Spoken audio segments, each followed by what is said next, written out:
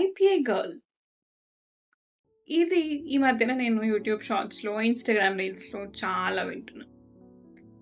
అసలు ఏంటబ్బా ఈ టైప్ ఏ గర్ల్ అని చెప్పి కొంచెం రీసెర్చ్ చేస్తే అర్థమైంది ఏంటి అంటే, ఎవరైతే ఎవ్రీథింగ్ పర్ఫెక్ట్‌గా ఉండాలి. ఈ వస్తువు ఇక్కడి నుంచి ఇక్కడికెళ్ళకూడదు. లేదా ఇంత తప్పు కూడా జరగకూడదు.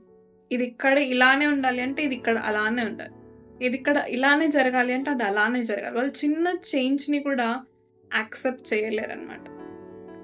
అండ్ ఇది విన్నాక నేను కూడా కొంచెం అలాంటి పర్సనాలిటీనేనని నాకనిపిస్తది. బికాజ్ ఈవెన్ వర్క్‌లో కూడా ఏదన్నా చిన్న స్లైటెస్ట్ ఏదైనా తప్పు జరిగింది అంటే నేను చాలా ఇదైపోతుంటాను.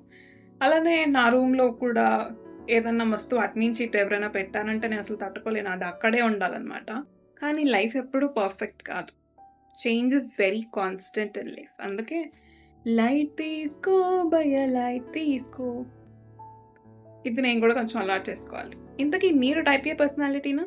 Do let me know in the comments.